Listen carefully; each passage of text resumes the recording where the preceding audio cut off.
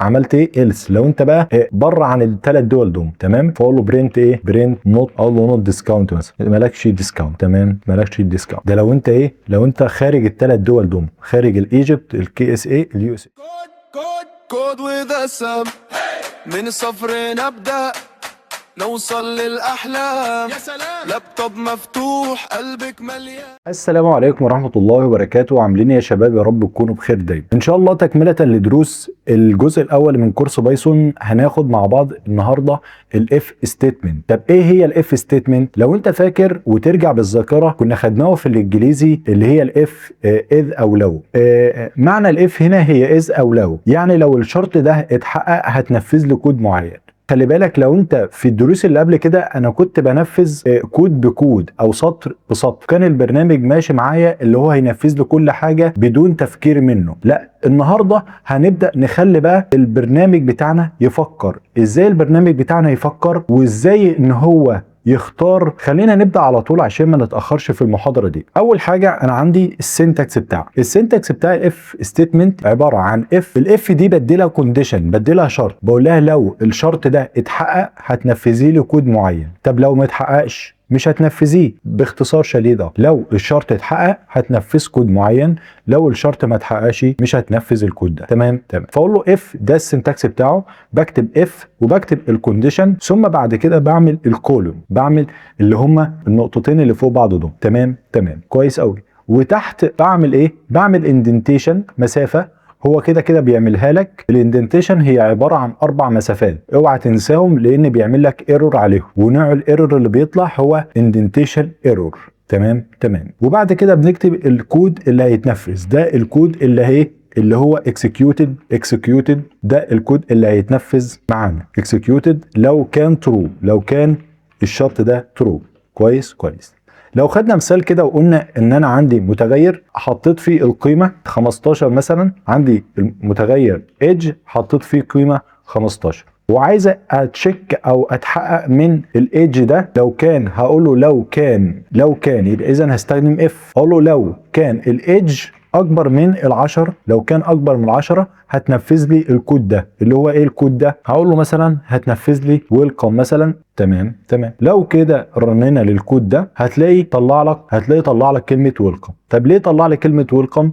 لان باختصار شديد كده هو الايه، الشرط ده اتحقق. الايدج فيها 15، ف15 فعلا اكبر من 10، فطالما ال15 اكبر من 10 وطلع لي ترو، فاذا هيطلع لي هينفذ لي الكود ده. خلي بالك لو انا قمت شايل ال15 دي ومخليها 9، فكده ال9 مش اكبر من 10، فهيطلع لي ايه؟ مش هيطلع لي حاجه، مش هيطبع لي حاجه. ليه ما طبعليش حاجه هنا؟ لان انا قلت له لو طلع الشرط ده، لو طلع اكبر من ال10 هتنفذ لي ده. طب لو ما طلعش ما تنفذش حاجه، باختصار شديد. تمام. طب لو انا عايزه ينفذ بقى لو هو اصغر، بنستخدم حاجه اسمها else. معناها غير كده. يعني ايه غير كده؟ لو الشرط ده ما تنفذ لو كان false، يعني هنا الشرط ده true فعشان كده اتحقق. طب لو كان بقى الشرط فولس، يعني هنا مثلا هيديني فولس. تمام. هنا التسعة مش اكبر من 10. هل التسعة اكبر من 10؟ هتقول لي فولس. طالما فولس يبقى هنكتب ايه؟ هنكتب else هنا تكتب بقى برنت مثلا، وتكتب هنا ان هو هيبقى فولس. تمام. فهتكتب فولس او تكتب اي كلمه انت عايزها. نوت ويلكم مثلا. ده باختصار شديد الاف والالس. لو جينا شغلنا الكود بتاعنا هيقول لي نوت ويلكم. ليه نوت ويلكم؟ لان هنا هو الشرط ده طلع لي فولس او الشرط ده ما اتحققش. تمام. فراح لي إلس نفذها. كويس. نعمل برنامج بسيط كده معانا. خلينا نبدا كده في البرنامج على طول. لو انا راجل فاتح مطعم، والمطعم ده فاتحه في 3 دول، عندي في امريكا وفي مصر وفي السعوديه. تمام. وعايز اعمل خصم في كل دوله، بس الخصم في كل دوله هيكون مختلف. يعني مثلا عندي الخصم هيكون في مصر، الخصم هيكون في ايجيبت مثلا. تمام. هيكون 10%. تمام. الخصم هيكون في الكي اس اي اللي هي السعوديه هيكون 8%. وعندي اخر دوله دوله معايا اللي هي اليو اس اي، الخصم بتاعها هيكون 5%. كويس تمام. لو جيت بقى سالت المستخدم، عايز اقول له المستخدم بتاعي ممكن اعمل الكونتري، الدوله بتاعته، انت الدوله بتاعتك ايه، عايز اساله كده دولتك ايه. فانا اذا هاخد من المستخدم هنا هاخد ايه، هاخد إيه؟ اسم دوله صح. فهنستخدم الانبوت ونبدا نقول له ايه، انتر يور كونتري صح. فاهم مشاكل الكلام اللي انا بقوله ده؟ تمام. الكلام ده واخدينه على طول. كويس كده بقى هيخزن لك الايه، الكونتري اللي هو يدخلها اذا كانت مصر او السعوديه او اي دوله تانية، هو هيخزنها لك في متغير اسمه كونتري. تمام. عايزه تشوف الكونتري ده بقى، لو كان مصر هتنفذ لي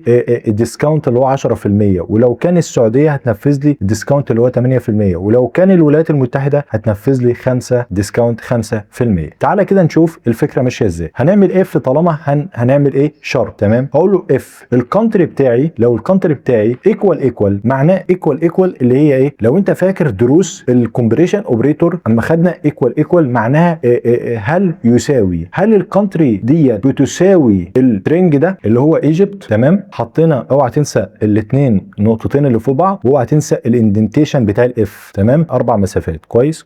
وبعد كده اقول له انت هتاخد خصم كام، هتاخد خصم، هعمل برنت، هتاخد الديسكاونت بتاعك، الديسكاونت بتاعك هيبقى عباره عن 10% بتاع مصر. تمام.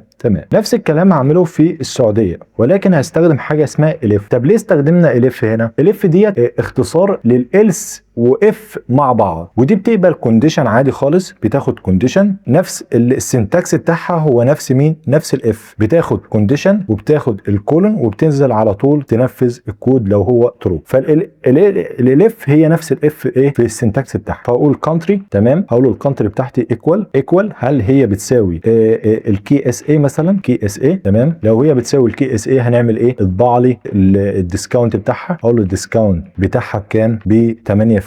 كمان ممكن نعمل الف كمان لمين، هنعمل كمان الف لمين، واحد يقول لي اعمل الس بقى لليو اس اي. طب ما نعمل الف لليو اس اي. تمام. نعمل الف لليو اس اي. هنقول كونتري معلش كونتري اهيت. كويس. ايكوال لليو اس اي. هقول له برين، والله لو انت من امريكا هتاخد خصم كام، ديسكاونت عباره عن 5%. تمام. في مشاكل 10% لو مصري 8% لو ايه، لو سعودي، 5% لو ايه، لو من امريكا. تمام. واقول له بقى لو المستخدم بقى حب يلعب بدماغه وحط لي دوله تانية، او هو من دوله تانية غير الثلاث دول دول، هقول له مثلا ان انا انت هتاخد خصم 0% لو انت ايه في دوله مش من الدول دي. تمام. فاقول له إلس، عملت ايه إلس لو انت بقى بره عن الثلاث دول دول. تمام. فاقول له برنت نوت، اقول له نوت ديسكاونت مثلا، مالكش ديسكاونت. تمام. مالكش ديسكاونت. ده لو انت خارج الثلاث دول دول، خارج الايجيبت، الكي اس اي، اليو اس اي. تمام. لو شغلنا عملنا رن للكود كده، بيقول لي عايز مني دلوقتي الكونتري بتاعتي. فاقول له الكونتري بتاعتي هي ايجيبت. لو قلنا ايجيبت كده هيطلع لي خصم كام، 10% صح اهو، ديسكاونت 10%. طب لو عملنا رن تاني هيقول لي ايه، هيقول لي مثلا، هقول له المره دي كي اس اي. تمام. لو عملنا كي اس اي بالشكل ده هيطلع لي 8% خصم ديسكاونت 8%. الله ينور. لو جينا عملنا كمان اليو اس اي، عملنا رن للكود دلوقتي، وعملنا ايه، حطينا الدوله بتاعتنا اللي هي امريكا، وجينا عملنا انتر، المفروض هيطلع لي ديسكاونت كام، 5%. ديسكاونت 5%. تمام. لو جينا بقى مثلا حطينا دوله غير الدول دي هيعمل لي ايه، المفروض هيطلع لي نوت ديسكاونت. فلو كتبنا عمان مثلا، الامارات، اي دوله من دول، هيطلع لي المفروض هيطلع لي نوت ديسكاونت. شوف نوت ديسكاونت. ويبقى كده عملنا برنامج بسيط عباره عن كذا احتمال استخدمنا فيه الاف، وعرفنا الاف السنتكس بتاعها، عرفنا الالف، عرفنا كمان الالس ديت لو ما فيش شرط من ضمن نفذ لي ده. تمام.